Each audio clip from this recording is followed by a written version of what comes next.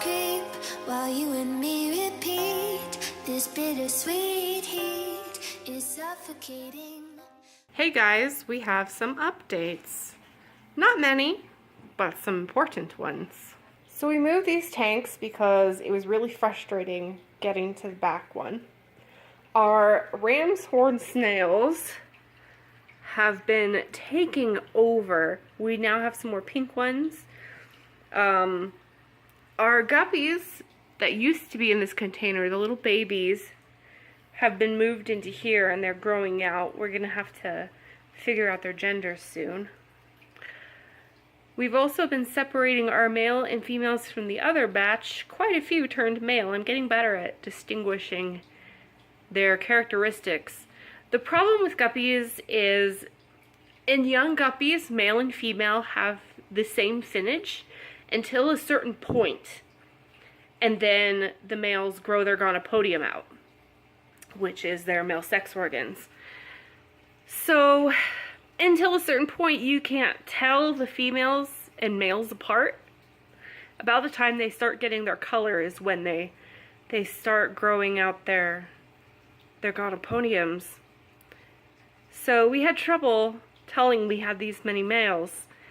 And then I have gotten better at distinguishing through little indications which ones are male and female. So we have a bunch of male guppies now. And over here we have our females still growing out separately, although I'm pretty sure a couple of them are pregnant and I'm gonna have to watch them and take them out. But that's fine. We currently have 8 males and 8 females in our large tank, so we really need some more females in there.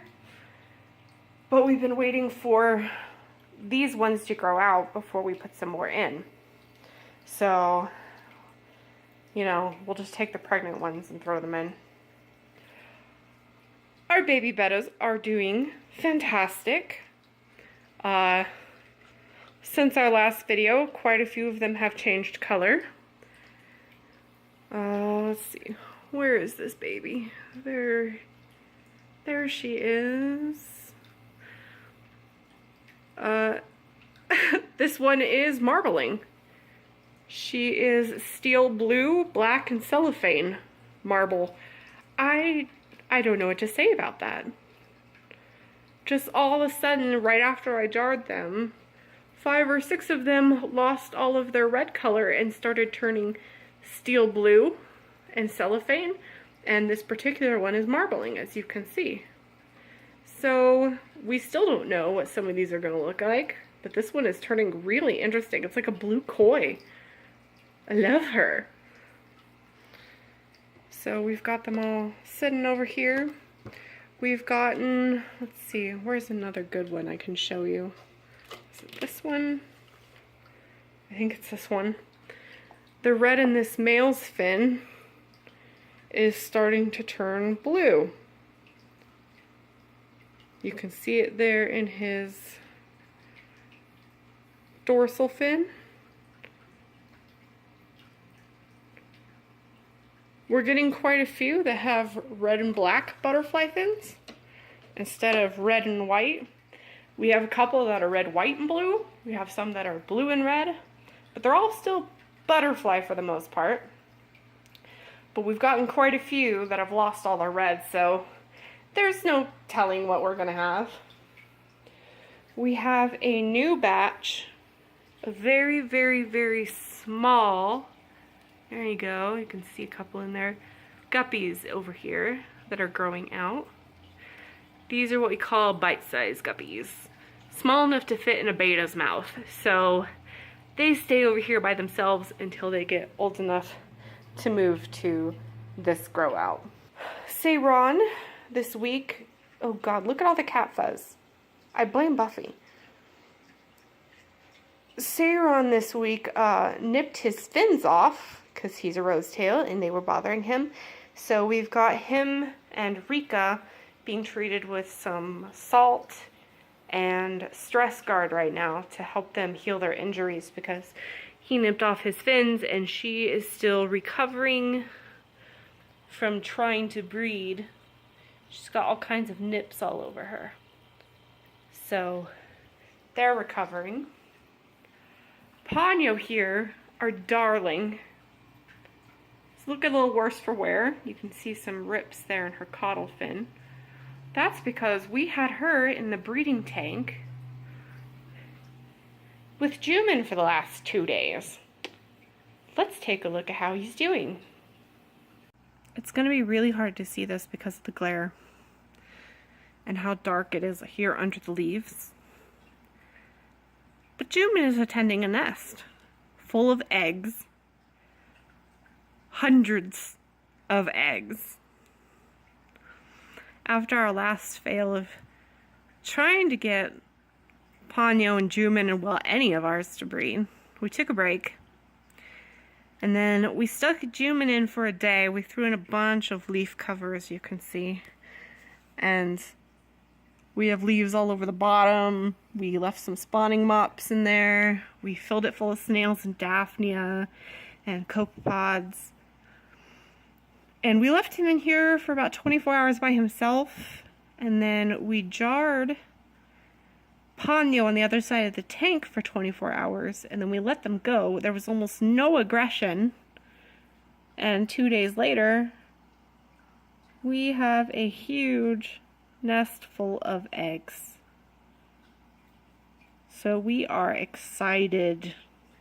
This is going to be a massive spawn. I wish I could show you guys better, but there's just not enough light. And that glare from the window is killing me. There's the nest right there. There's just hundreds of eggs in there. Hundreds upon hundreds. So we are so excited. I also wanted to take a minute to show you guys. Hello, baby Bettas. Our snail clutches.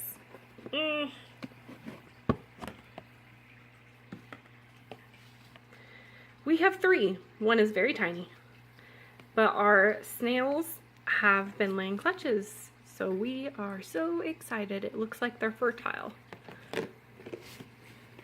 We went ahead and moved all of the mystery snails to this tank because, oddly enough, we had some in with the male guppies and their heater was heating up that tank a little bit too much for the snails yesterday. And we could not get the temperature to come down. So I took them out because they're a little more sensitive than the guppies are. Guppies are tropical. And we threw them into here. Let's see if we can spot any. Probably not. There's so much duckweed. But I found a very neat trick to identifying my mystery snails. Once we found out their gender, either because they've been mating or we've turned them over and checked, I found that if you dry off their shell really well, you can Sharpie them. Sharpie is non-toxic in tanks once it is dry. It does not bleed through their shell, so it doesn't hurt them. So I've been marking male and female on their shells as I discover what their gender is. I let it dry for a few seconds and then I throw them back in the tank. And now when we look in here, if any of these snails were out where I could see them, but they're not, you would see a bunch of snails swimming around with an M or an F on their shell, so I can easily identify their genders. It's kind of awesome. Little trick. Our fish are doing so good. We have had, let's see, we have had guppy spawns for the last 6 days in a row. We've been using this calendar to mark which days of the month they tend to give out fry. So every time you see one of these marks here, that means on the 1st of a month we have had a guppy spawn. So you can see that there's certain times of the month and certain days where they have them more often. Earlier this month there was 1 mark here, and then spawn, spawn, spawn, spawn, spawn, spawn. just this week. So we're a little bit able to predict when we're having guppy spawns, on what days. This will get very filled out over time. It seems like we have guppy spawns almost every day. It's crazy. And one last update, I wanted to show you guys our mealworm and beetle cultures. It's been a while since we've been in here. As most of you will probably remember, we had our entire darkling beetle culture crash a little while back. And so we've been waiting for the baby mealworms to grow up so we could get our darkling beetles back. Well, it happened. Our mealworms are getting huge. Got them in there with some potatoes right now. And they're pupating again. In fact, I see one right here. So we've been getting these constantly, little pupas. So pretty soon, we will have our darkling beetles back. Another culture you guys might remember. This is our rice flower beetle culture. As you can see, it is doing ridiculously well. Like, the sheer amount of beetles in here is insane. I can dip my sifter in here and grab just like a handful of this flour and sift it out, and there will be hundreds of pupa and larvae and beetles in there. This is doing really, really well. We've been feeding it to our bettas in the afternoons, particularly our spawning bettas. They seem to love it. And it's funny because one of the things I was warned about when I got into culturing rice flower beetles is these are generally cultured for poison dart frogs. And most reptiles and frogs will not eat these beetles. They will eat the larva, maybe even the pupa, but the beetles are supposed to be really bitter, and so they don't like them. So I've always been like, okay, well then we'll just feed the larva and the pupa to the bettas. But I did an experiment and threw in some of these beetles because we have a million of them, and it turns out bettas don't care. They'll eat them too. They love them. So this is just a big basket of betta food.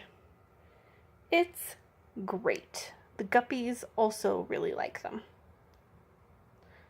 See this pile here? That is just a pile of beetles and pupa. All of this darker area and this darker area, that's just a pile of pupa. And little worms and crazy beetles. It's nuts. I like to do this because they're not very good at gripping things. Make them all slide down, and then I dig through here for all the little worms and the pupa and the little beetles. Slide down to the bottom. Well, just look at that. Does it make your skin crawl? I love them. Get down off the sides, you guys. You can't get out. God, I don't know what I'd do if you guys got out. There's too many of you. Hopefully, we will be updating you again in another 24 to 48 hours to let you know how the baby bettas are hatching. Hopefully. But that is it for now. See you guys in a couple days.